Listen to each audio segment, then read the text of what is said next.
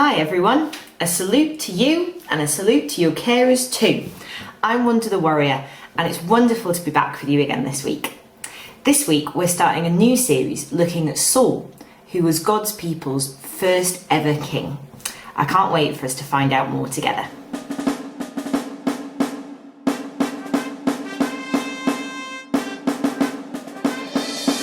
Wanda the Warrior is brave and strong. She'll fight for God's justice and against the wrong. She'll be with you when the fight is long. She'll be there to save the day. She's the keeper of the peace, the help for those in need. She'll never abandon you. So let's be brave warriors too and see what good that we can do. So kids, today we're going to be looking in our true Bible story back at the Old Testament, where God's people wanted to be like everyone else around them. And so they asked Samuel, who was the leader that God had placed in charge of them, for a king, so that they could be like all the other countries that were around them. But first, it's important for us to know where in the Bible we're going to be. Over to you, Case. Oh, thanks very much, Wanda. Great question. Where are we in the Bible? Well, I can tell you that we are in 1 Samuel. But where's 1 Samuel in the Bible? Well, it's in the Old Testament, and it's about that far, not very far, into the Bible. So far, the books of the Bible have been Genesis, Exodus, Leviticus, Numbers, Deuteronomy, Joshua, Judges, and Ruth. And now we're in 1 Samuel. Now, I wonder if you kids can help me with some clues. You see, I've got some clues about what's happened so far in the Bible, and I wonder if you can do your best at putting them in the right order. Don't worry if you get it wrong, but have a go. So we've got Abraham and Sarah, who are very old, being promised a son. We've got Judges. We've got Adam and Eve not doing what God said. They've committed the first sin. We've got creation. We've got Moses parting the sea as God rescues his people from Egypt. And we've got Noah and the ark, and he puts loads of animals on before God floods the earth. Pause the video now and do your best at putting them in the right order, and then press play when you're ready.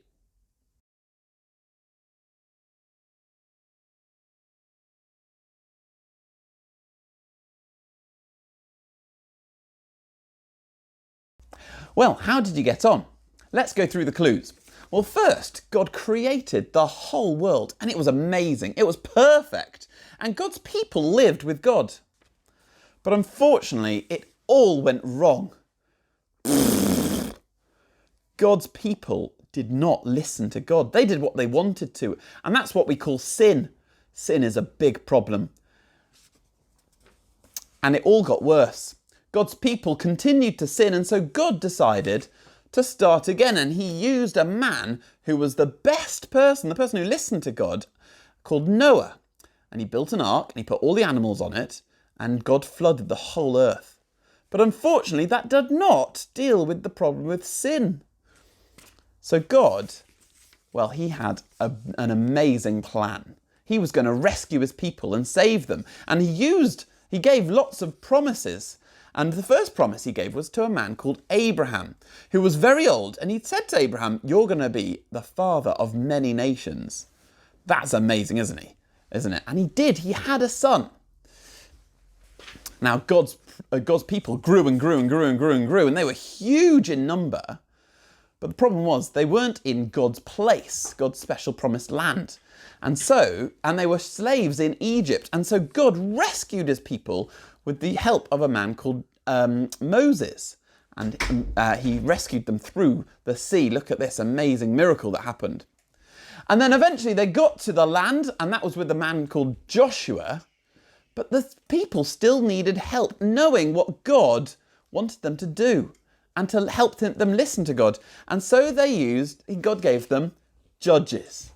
Judges helped God's people know who God was and live as God wanted them to. The problem was judges kept dying, and so every time a judge died, they needed another judge until we get to the last judge, and that was Samuel. Samuel was the last judge, but also the first prophet who told God's people what was going to happen. And that's where we're up to, as Samuel is very, very old. And God's people, well, they wanted a king because all the other nations had kings. Back to you, Wanda. Okay, so we know where in the Bible we're going to be. Let's have a look at the story. Oh wait, I'm getting a voice call from my friend Catherine. Shall we just say hello before we start? Hi Catherine. Hi Wanda, it's Catherine here. It's nice to see you. I know it's been a really long time since we've been together, but I just had to call you because I had to tell you about this really cool new thing that I'm going to do with my life. So, you know how all the kids that watch your show are really cool? Well, I realised that as a grown-up, as I get older, my coolness goes down. So I need to do something to pick it back up again. And I figured since so many of your kids are cool, I'd copy them.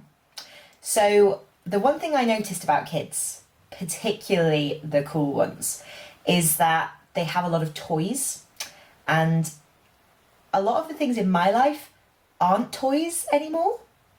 So I think that means that that's what's making me less cool. So I've decided to replace a couple of things in my life with toys to get some more cool points. So check this out. So I'm like a grown up, so I've got this like house, but instead I'm going to replace my normal house with this toy house. Isn't that going to make me just super rad? And also I have like friends, but who needs actual real life friends when you can have toy friends? I mean, look, I've got Joy from Inside Out. What a cool friend. And finally, maybe, you know, as a grown up, people get married, they have husbands or boyfriends or girlfriends. You know, that's not cool. So, as much as I love my husband Lewis, I think it's time to replace him with little knitted toy Lewis. How cool am I? I'm not really sure that replacing your house and friends and husband with toys is really the best idea. They can't do the things that you need them to. I don't see why you'd want to replace something great in your life with something that's less good, just to be like everybody else. Look, Wanda, I hear what you're saying, but I think I know a bit more about being cool than you. You've just got to do the same things as the people around you. If you don't do the same things as the people around you, how are you ever going to be happy? Wow.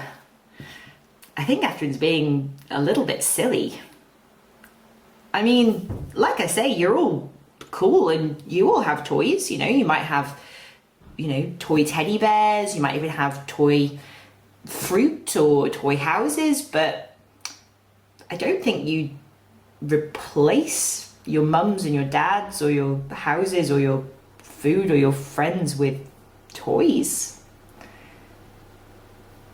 They're just not as good as the real thing. Well, just like Catherine's being a bit silly and wanting to replace the good things that she has in her life with things that are less good, that's what God's people were wanting to do in our true Bible story today.